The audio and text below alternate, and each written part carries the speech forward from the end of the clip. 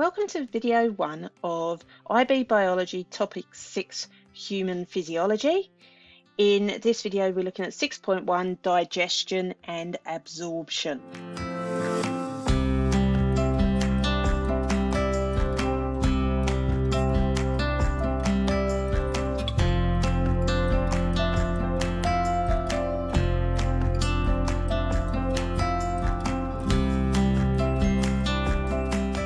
So, our first step at looking at this topic is thinking about our essential idea, and that is that the structure of the wall of the small intestine allows it to move, digest, and absorb food.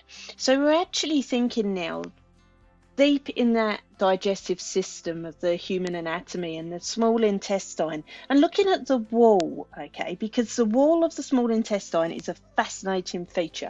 We will get to look at that further in your skills and applications section. For this unit, the nature of science is to use models as representations of the real world. So we have already in our biology units back in topic 1 used dialysis tubing as a model to show, we've used it with osmosis. We're going to be using it to show that you can model absorption in the small intestines without actually having to look at small intestine tissue. So the fact that you can use other materials such as dialysis tubing to model things that are occurring within the body.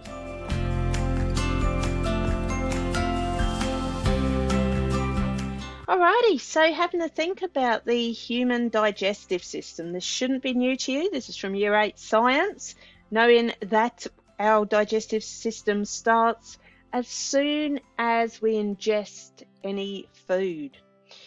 Mechanical and chemical digestion occurring in the mouth as we then move down the esophagus into the stomach, stomach to small intestine to large intestine, then out via the anus with the waste material. Along the way, there are lots and lots of factors which we're going to learn about in this video. One of your skills is to be able to draw and label the human digestive system. And by the time we get to that, you'll be able to do that well. Okay, so one thing you really must remember before we even start this unit, well, many things, but another thing is digestive enzymes. There are a whole range of enzymes that break down the food that is ingested. The site where these enzymes are released from vary. The conditions, so the pH levels that these enzymes work at their optimum rating vary, okay? And yeah, where these enzymes are produced vary. So that's a great table just summarizing the many enzymes we're going to be looking at in this unit. Okay, let's start our journey of digestion at the mouth, because your skills and applications start further down, and if you've forgotten this stuff from Year 8, it's good to remind yourself. So in the mouth, you've got the mechanical action breaking down food with the teeth. You also have saliva that's produced, and that has an enzyme amylase in it that starts breaking down starch. So the start of chemical breakdown is occurring in your mouth as well. Also, mucus is mixed with the food to make a bolus, or a round shape, for you to swallow into the esophagus. When we move into the esophagus, this is a muscular tube that pushes the food from the mouth, or that bolus of food from the mouth, to the stomach. Okay, and you can see there the lining of the esophagus. We will look at the process of peristalsis, which is actually the process by which food is moved through some of these tubular systems. But you'll see that muscle contracting behind the bolus of food there, called peristalsis. And then the food gets to the stomach, which is a muscular sac containing hydrochloric acid, very strong acid in there. You'll see the walls of the stomach there, and the enzyme protease is produced in, or pepsin is produced in the stomach, loves nice acidic conditions, and breaks down proteins, or starts to break down proteins. Alrighty, so some key terms that you're going to need to know for this unit. Ingestion, that's the intake of nutrients or food. Digestion, that's the breakdown of complex organic molecules into our smaller components, whether that's by mechanical or chemical means. And we've already looked at our biomolecules. Okay, so we know the long chains breaking down to shorter chains, polymers to monomers. Another word, absorption. Okay, and that's the taking up of digestive molecules into the cells of the digestive tract through the cell membrane. And digestion, which is the removal of waste materials and some metabolic wastes from the body. You notice we say digestion, not excretion. So digestion is the removal of digestive waste and some metabolic waste. Excretion is the removal of metabolic waste. Alrighty, so let's take a start on our understandings. And our first understanding is that the contraction of circular and longitudinal muscle of the small intestine mixes the food with enzymes that are produced in the small intestine and also moves this food along the gut. Okay, so we've got this food. So think of the bolus that we spoke of in the esophagus. It's then got to the stomach. It's been churned up with the acid, okay, in the stomach. And some of those proteins have started to be broken down. Now, the food again is forced into the small intestine now. Not quite in as much as a bolus as in the esophagus, but still it's forced in there, and it's the job of the small intestine now to churn it up so the food can be ingested from it, okay, and also it's to push the food along the intestines. So how does this occur? So in the walls of the small intestines, you will see all these layers of muscles. So there's quite a few different layers of muscles to allow for what we call peristalsis to occur. So we're now going to look at how this peristalsis, these muscle contractions, occur. So peristalsis is the contraction of those circular and longitudinal muscle layers in the walls of the gut to move food along. So it's not just the circular, it's also longitudinal. It's quite interesting how it works. So we call this peristalsis. So the contraction of the circular muscles behind the food constricts the gut to prevent the food from being pushed backwards, okay? Because you don't want it going back up the digestive system. It wants to be moving through the digestive system. Now, it's the longitudinal muscles where the food is located that kind of moves it along. So if you can imagine, you've got a muscle constricting behind so it can't go back. And then the muscles along the side of the wall kind of push the food along. Food moves from the mouth down through the esophagus to the stomach in a similar one continuous wave. Peristalsis is used in the stomach to mix the food. So you remember I said that the muscles in the stomach are moving, churning the food up. And then in the alimentary canal, peristalsis causes the construction just behind the food mass and thus keeps it moving. This is also good because it helps mix the food and mixes the food with the enzymes, because you really want the food and the enzymes all being thoroughly mixed so those enzymes can break those long chains down. So your next understanding is that the pancreas secretes enzymes into the lumen of the small intestine. Okay, so the lumen of the small intestine is that central canal as such, the central channel where the food is moving from. Now, if you look here at the pancreas, you can see there's lots and lots of different ducts and different channels that enzymes can move along and are produced in some places in there as well. Okay, so looking a bit closer at the pancreas now. The pancreas contains two main types of gland tissue. Small groups of cells secrete insulin and glycogen, controlling blood sugar levels. And the remainder of the pancreas is to synthesize and secrete three types of digestive enzymes. We've got lipase, we've got amylase, and we have endopeptidase. These three enzymes are part of the fluid known as pancreatic juice, which is secreted into the first part of the small intestine. So as you can see, the food would move from the stomach into the first part of the small intestines there, and as it gets in there, it's mixed with this pancreatic juice full of all these enzymes which are ready to digest those long polymer chains.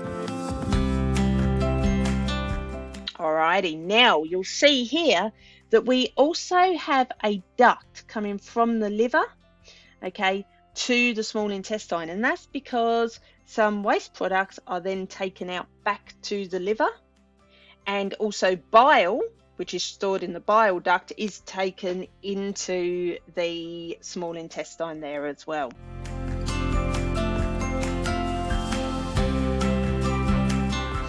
Okay, so another one of your understandings is that enzymes digest most macromolecules, so our polymers, into food, so macromolecules in food, into monomers, so those smaller molecules in the small intestine, and they're broken down there so that they can be absorbed. Okay, and in the diagram you'll see we've got the lumen on the gut on the left hand side, and you've got all our macromolecules there.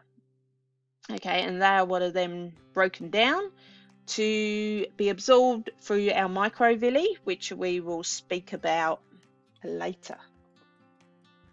So enzymes secreted into the small intestine from the pancreas carry out hydrolysis reactions. Okay, now these reactions require the input of water. Starch is digested to maltose by the enzyme amylase.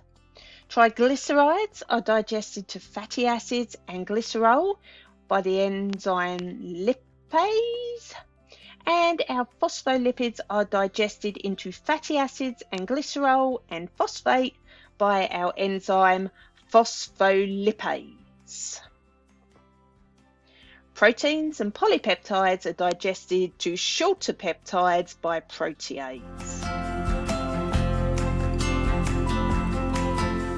Still on our understanding about our enzymes, and in the diagram here you can see your polymers.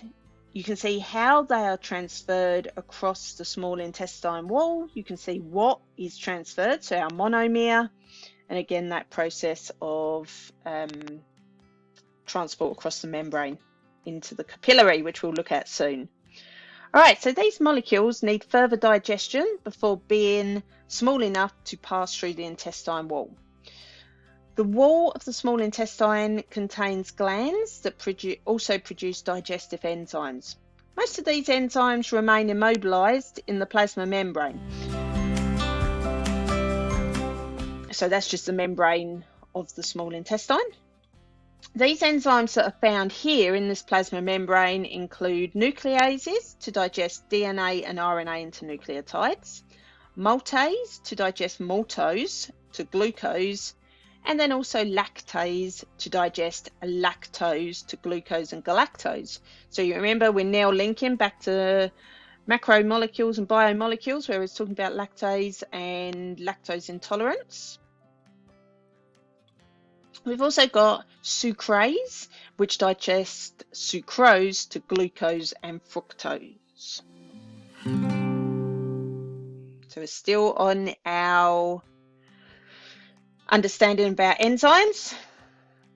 We've just got a protein here showing the polypeptide chain and then what our proteins are broken down into. So examples of proteases that digest polypeptides by removing single amino acids until we get to a dipeptide. Dipeptidase digest dipeptides into then single amino acids. Some substances remain largely undigested.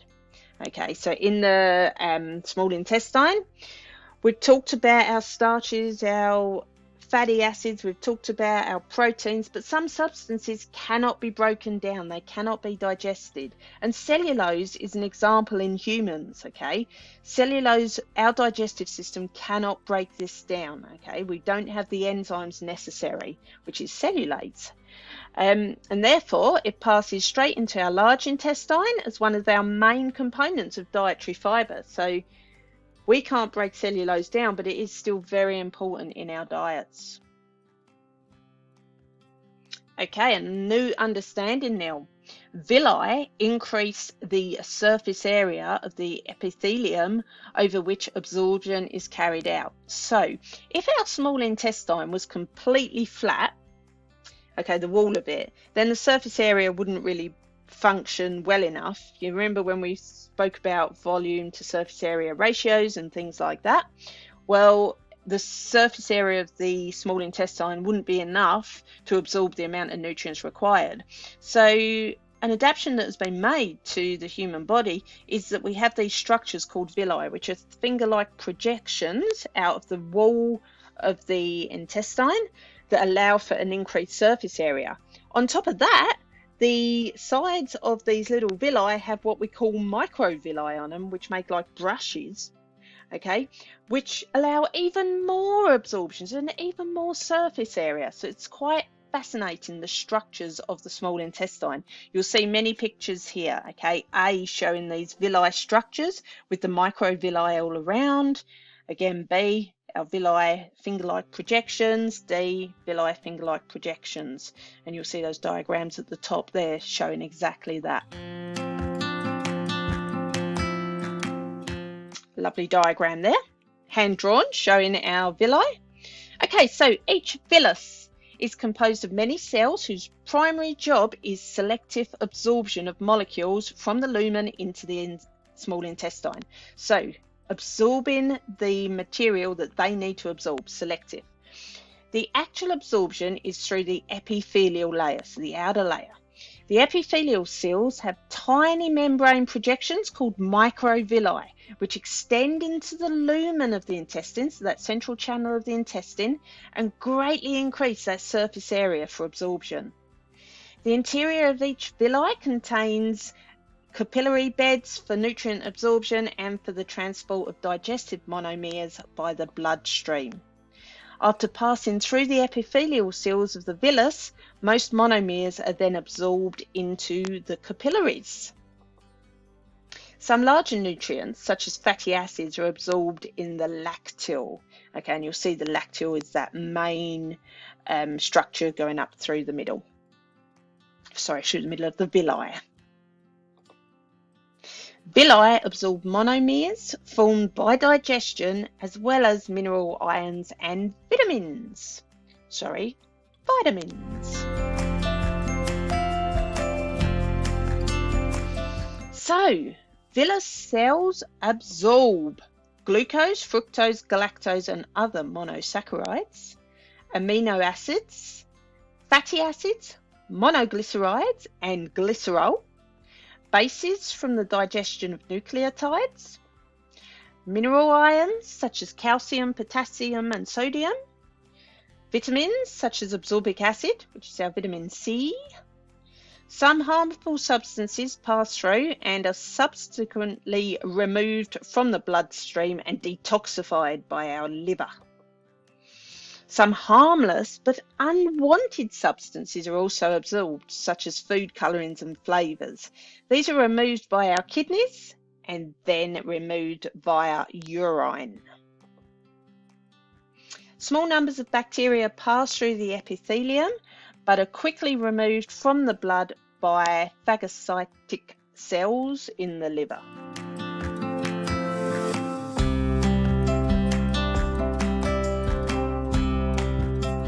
Okay, still on this same area, we've just got some different diagrams here.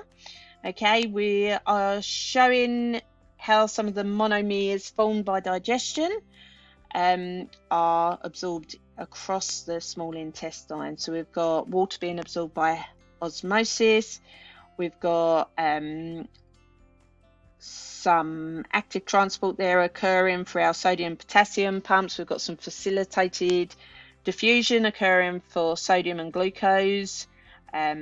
Some more active transport, no facilitated diffusion there for the transport protein with the glucose.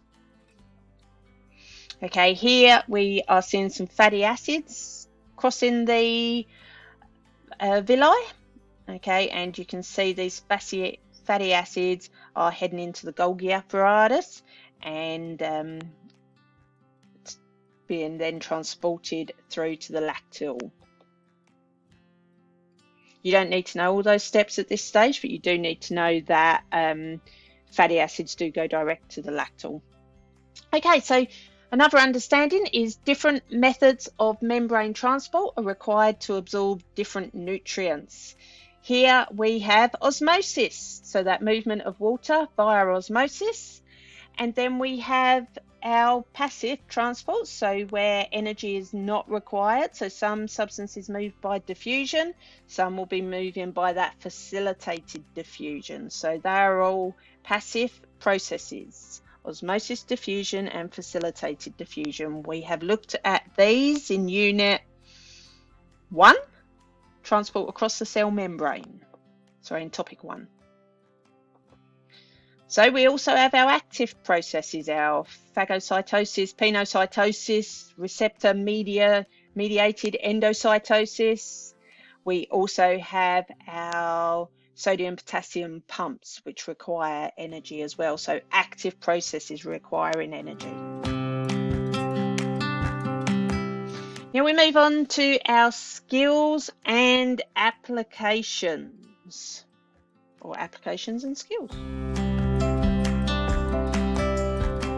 Your first application is that processes occurring in the small intestine result in the digestion of starch and transports of those products of digestion to the liver. So what are we talking about? Starch digestion starts in the mouth. Okay, so we've got those carbohydrates that start being broken down by amylase in the mouth. Next major thing is that once it's broken down in the mouth, they get carried through to the small intestine, where they are then further broken down and then they are absorbed into the small intestine lining. Now, movement from the small intestine from the liver, you can see step by step here. Okay, so first of all, our pancreas releases juices containing amylase into the small intestine. These then break down the starches, okay, and contact with our little microvilli. Say, okay, we've got some maltose glucose here. We're going to take that in. So the glucose is then absorbed into the small intestine through the villi. Okay, so if you look at the diagram here, you can see we've got the lumen of the gut. We've got this glucose. Active transport is occurring across the brush border on the microvilli to allow our glucose to get into the capillary of the villus. Now, this capillary is going to the liver. Okay, so we've gone from the lumen, active transport across into the epithelial cells, then into the capillary of the villus. So it's the capillary in the villi. Here it is. Okay, and we're off to the liver.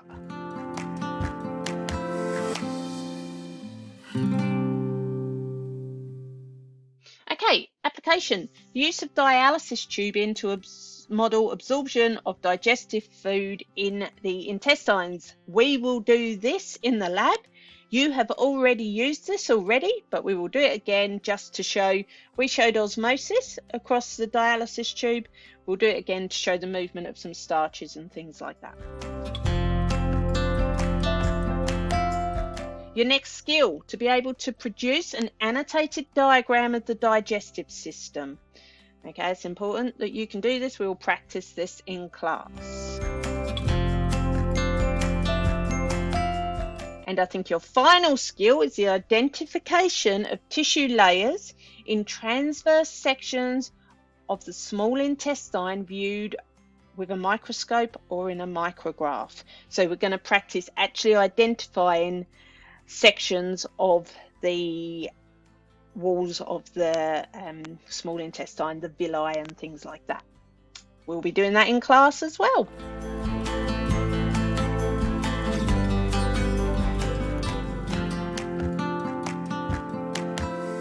Thank you for watching our first video of Unit 6, Topic 6.